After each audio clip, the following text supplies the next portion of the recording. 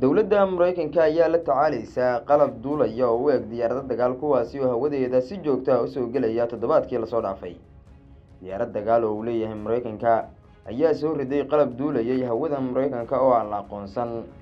kaaliyaha xogayaha arrimaha dibadda ee Mareykanka ayaa sheegay in saraakiisha aysan weli u suuro gelin inay ogaadaan waxa uu ahaa qalabka la soo riday. waa markii afraad ee Mareykanku uu bishan gudaheeda uu fuliyo howlgal noocan ah oo lagu soo ridayo waxyaabaha wada duulayay oo laga shakiyay.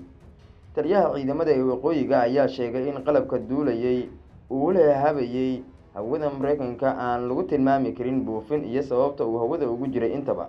waxa uu intaa ku daray in meesha laga saari karin in qalabka uu ahaa mid shisheeye.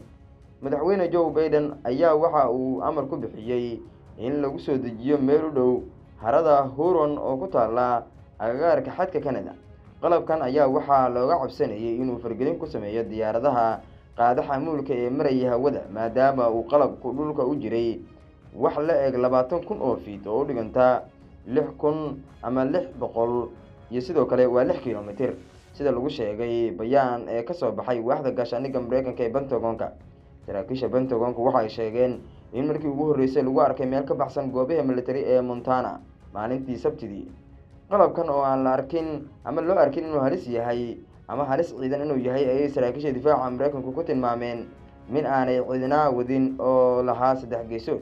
waxaa lagu dhuftay gantaal laga soo riday diyaaradaha F-16 saacadu markay ahayd 8 saac waqtiga Mareykanka ee maxalliga ah. dhacdadan ayaa dhalisay su'aalo dheeraad ah oo ku saabsan xaddiga walxaha hawada ee ku duulayay ee bishan lagu soo riday waqooyiga Ameerika. buufin looga shaksan yahay inuu bisas u ahaa Shiinaha ayaa lagu soo riday xeebta South Carolina 4 bisha February kadib markii ay maalmo dulay habeysay qaaradda Mareykanka.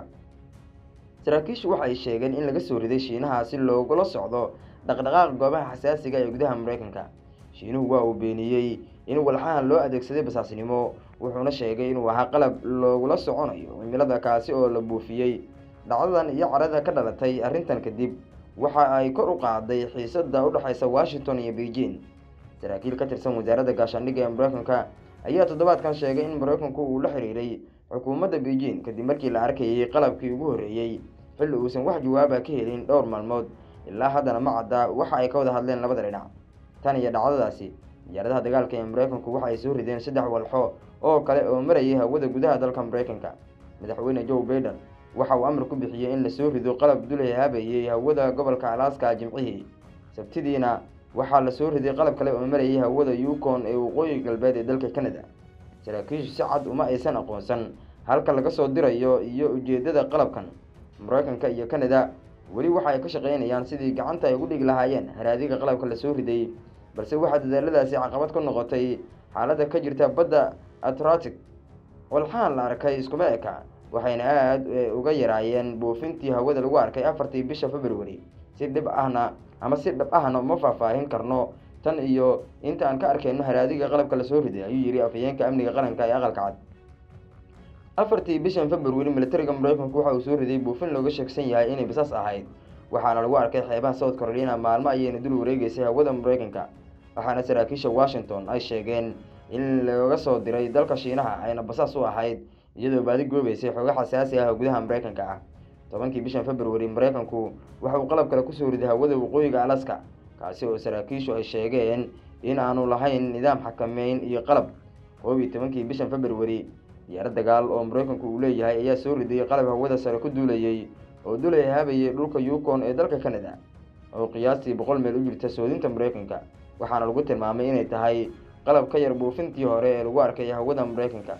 12 isla bisha February diyaaradaha dagaalka ee Mareykanku waxay soo rideen qalab afraad oo dulay habayay harada u dhow Huron gudaha dalka Mareykanka.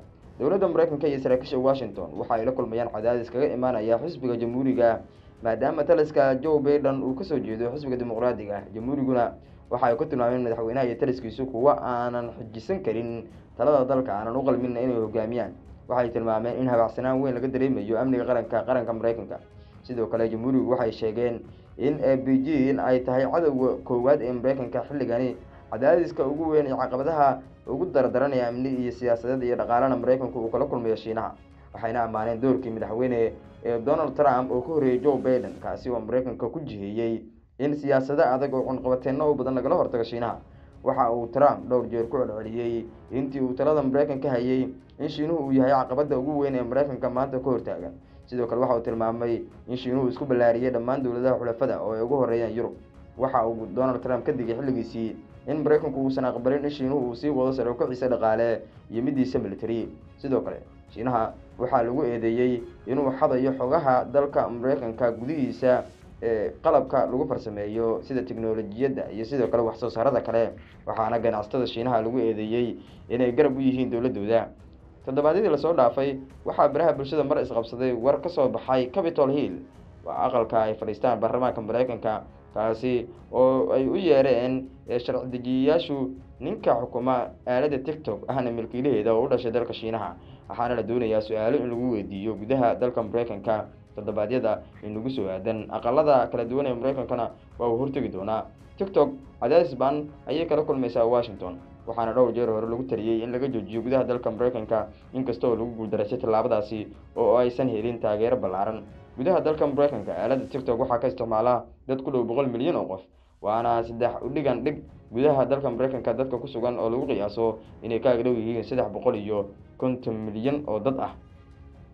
Dowladda Mareykanku waxa ay sheegtay in gudaha dalkeeda aaladaha Shiinuhu farsameeyo ay ka yihiin waxyaabo xasaasi ah. Waxa ay tilmaamtay in Shiinuhu uu basaasnimo u adeegsanayo meelo xataa aan la fili karin oo ay ka mid tahay isbitaalada, goobaha lagu daweeyo dadka iyo sidoo kale xarumaha waxbarashada. Waxa sidoo kale ay ku eedeysay Shiinaha inuu shaqaaleysiiyay kumanaan qof oo gudaha dalka Mareykanka ku sugan oo asalkoodu yahay Asian, si gaar ah indho yarta. Shiinuhu waxa ugu badnaadee dad badan oo Mareykan ah jinsiyadda Mareykanka haysta oo asalkoodu Shiinees yahay, ayaana laamaha amniga Mareykanku waxa ay ku hayaan dabagal. Xaddiga basaasiinta ee gudaha dalka Mareykanka lagu qabtay ee la hubiyay basaas inay yihiin kuwaasi oo u dhashay dalka Shiinaha ayaa kor u dhaafaya 120 sano ee la soo dhaafay, waxaana tirada lagu qiyaasay inay gaarayaan 130 qof. Waxaana dowladda Mareykanku ay sheegtay in Shiinuhu adeegsanayo dhammaan aaladaha kala duwan oo ay ka mid yihiin dayax-gacmeedyada ilaa buufinada. Sidoo kale shakhsiyaadka ayaa qayb ka ah sirdoonka dalka Shiinaha. Hay'adda sirdoonka gudaha dalka Shiinaha waxaa lagu qiyaasaa inay tahay hay'adda ugu weyn ee marka la eego tirada dadka u shaqeeya. Hay'adda CIA-da ee Mareykanka oo markii hore lagu xaman jiray inay leedahay shaqaalaha iyo sidoo kale sirdoonada iyo basaasiinta ugu badan dunida ayaa markaan la leeyahay waxa ka badan kuwa Shiinuhu uu leeyahay. Hay'addaasi waxyaabaha ay qabato waxaa ka mid ah ilaalinta danaha amniga qaranka ee dalka Shiinaha, iyada oo daba gasha dhammaan dadka u dhashay Shiineeska, kuwaasi oo dibadjoog ka ah dalkooda, mucaaradkana ku ah xisbiga talada dalkaasi haya ee uu markani u arrimiyo madaxweynaha dalkaasi Xi Jinping oo mar dhaweyto gabagabadii sanadkii aynu soo dhaafnay ee 2022 loo doortay inuu dib u hogaamiyo dalkaasi inta noloshiisa ka dhiman.